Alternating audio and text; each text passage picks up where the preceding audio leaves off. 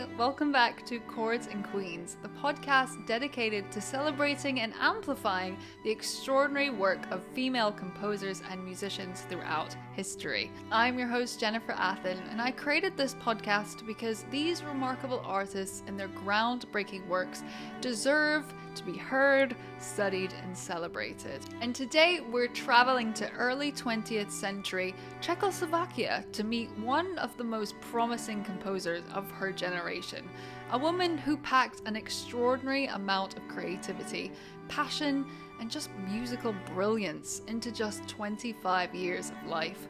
Her name was Vítězslava Kaprálová.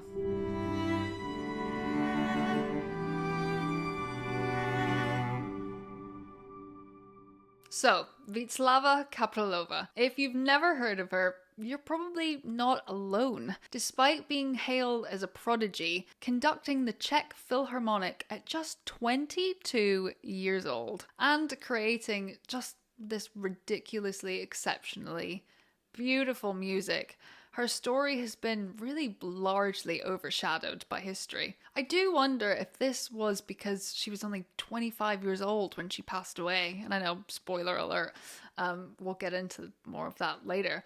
But like, how crazy is it to think about that, right? What's so interesting to me about her is I so often wonder what kind of music she would have written later on in life, because the work she did produce is so good and filled with emotion and play and experimentation that I just wish there was more of it. But I will take what I can get. And before we get to that sort of really depressing end, let's start by exploring her early life. And let's listen to one of her compositions, which hopefully I'm pronouncing a little bit correctly, but please correct me if I'm wrong. Smutný večer. And this version is by the incredible art song project performed by soprano Hélène Lindqvist and pianist Philipp Vogler. So, Kaprálová was born on the 24th of January 1915 in Brno, the second largest city in what was then Austro-Hungarian Empire. Her father, Václav Kapral, was himself a composer and music teacher, and her mother, Victorie, was a trained singer, so music was quite literally running through her blood. From her earliest years, Kaprálová showed exceptional musical talent. She began piano lessons at just age 4 and started composing when she was only 9. And I'm convinced that even those youthful pieces that she must have composed must have hinted at a distinctive musical voice, featuring imaginative harmonies and expressive pacing that perhaps foreshadowed her musical style. Her childhood coincided with pretty rough political upheaval, though, from the fall of the Austro-Hungarian Empire to the birth of Czechoslovakia and the rise of tensions leading into World War II. While it's hard to prove cause and effect, many scholars do believe that this turbulent background infused her music with a sense of urgency and emotional intensity, and maybe even a tad modernist experimentation. By her teens, it was so clear Kaprálová was extraordinarily talented. She enrolled at the Brno Conservatoire in 1930 at just age 15, studying composition and conducting. She graduated in 1935 as the first female composer graduate in its history, so talk about paving the way. She then studied in Prague under Václav Novák, where her capabilities continued to stand out. Her major breakthrough came in 1937 when she was just 22 years old, and she composed a bold, brass-heavy piece called the Military Sinfonietta, her answer to the rising tensions in Europe at the time. When she conducted the Czech Philharmonic in her own work, she made history. Perhaps more daringly, Kaprálová was also forging this path as a conductor, a real rarity for women at the time. Determined to shape how her works were presented, she conducted the Czech Philharmonic in 1937 and later led the BBC Symphony Orchestra in 1938 at the International Society for Contemporary Music Festival in London, making her one of the very first women to conduct a major orchestra at that level. I mean, you can just picture it. This young woman, elegant and confident, stepping onto the conductor's podium in this super male-dominated field as well. Holding her own with authority and grace, the Sinfonietta roared, and the world definitely took notice. So let's listen to a piece composed around this time called Smutný večer, which translates as sad evening. I believe this piece was written in 1936, but it was only discovered in 2006. And according to good old Google, the final 13 bars of the orchestration were missing in the manuscript, but were eventually reconstructed by Timothy Cheek. It's believed that Kaprálová also wrote the text herself, so words and music. Let's play the track.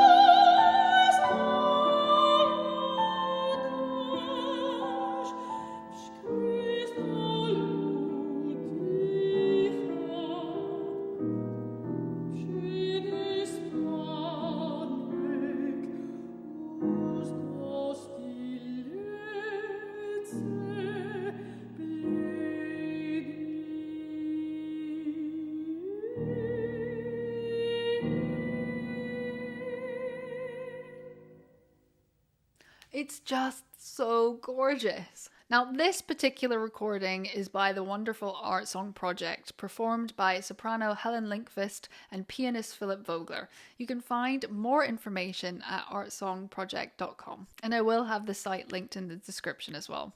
They have some fantastic music over there, so I really recommend you checking them out. And that recording is just chef's kiss. Like, it's so beautiful. It's just so melancholic and full of feeling, and for me it's kind of jazzy as well. I love just all of the details of it, and I really like the blend of the piano and the voice. I think that works really well. And this little phrase from the piano, which I'll insert this little clip.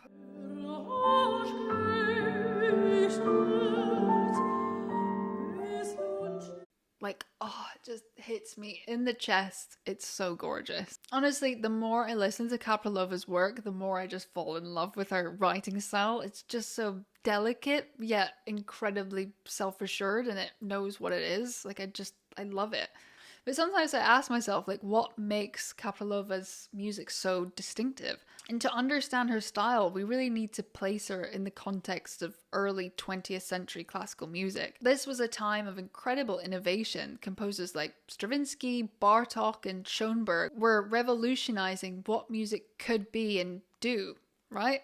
In 1938, she was invited to Paris on a scholarship, diving into the city's vibrant artistic life.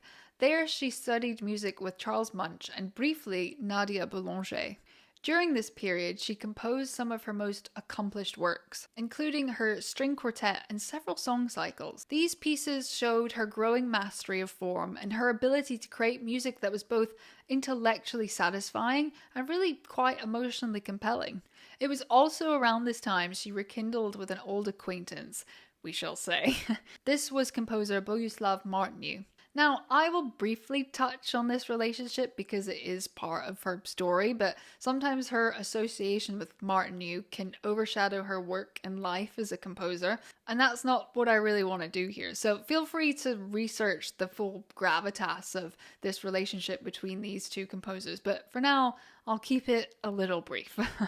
So Martinu was 25 years her senior, and dare I say, quite captivated by Kapralova's talent. Obviously. What initially began as a mentorship then blossomed into a sort of passionate love affair. And a complicated one though, because Martinu was married. But creatively, quite electric. He promoted her music, helped shape her orchestration skills, and I'm assuming maybe even inspired some of her most personal compositions. The relationship deepened throughout 1939 and really into 1940, even as the political situation in Europe became increasingly quite dangerous. Their love letters from this period reveal two people trying to maintain their connection despite the growing chaos around them. And I do assume that despite what was happening across Europe, these were creatively rich years for her. She composed the April Preludes, a set of piano miniatures filled with this sort of tenderness and wit, and she wrote a string quartet filled with rhythmic tension and elegance. She crafted song cycles that carried these sort of intimate emotional messages and works that married sort of intellectual rigor with this genuine feeling. But unfortunately, time was not on her side. The year 1940 began with so much promise for Kapralova. She was 25 years old, in love, and creating some of her most accomplished music. Her relationship with Martinu was deepening and her career was flourishing. She had commissions for new works and invitations to perform around Europe, but the world was rapidly changing around her. The Nazi occupation of Czechoslovakia had made it impossible for her to return home safely. Paris itself was becoming increasingly dangerous as German forces advanced towards the city, and the artistic community that had nurtured her was scattering as musicians and composers just sort of fled to safer havens. In the spring of 1940, Kapralova was working on several projects simultaneously. Her creativity seemed unstoppable. She was composing with this intensity that suggested she was trying to just capture every musical idea she could. Her final completed works show a maturity and depth that suggests she was just beginning to reach her full potential. In April, she even got married to Czech writer and journalist Jiří Mucha, who was the son of the famous Art Nouveau painter Alphonse Mucha. Perhaps recognizing the practical impossibility of her relationship with the married Martinu, or perhaps simply following her heart in a new direction, she found herself drawn to this charismatic young man. But only a few months later in June, tragedy struck, and Kapralova fell ill with what was initially diagnosed as a minor ailment. However, her condition deteriorated really rapidly. On June 16, 1940, she passed away in Montpellier, France, at the age of just 25. The exact cause of her death remains somewhat of a mystery. Some sources cite tuberculosis and others mention typhus. What is clear though is her death was sudden and really unexpected, cutting short a career that had shown such extraordinary promise. And the timing was so particularly cruel. She died just as she was entering what would have been her most productive period of her life. And at 25, most composers are just beginning to find their mature voice, and Kapralova was already there and still evolving. Her death, I'm sure, devastated those who knew her, and her loss was felt throughout the musical community. But perhaps the greatest tragedy, and this is something I keep thinking about, was that the world lost not just the music she had already created, but all the music she might have created if she had lived. In her brief career, she had composed around, 50 works, ranging from solo piano pieces to full orchestral scores. Each piece revealed new aspects of her musical personality, and together they formed a body of work that was both substantial and so distinctive.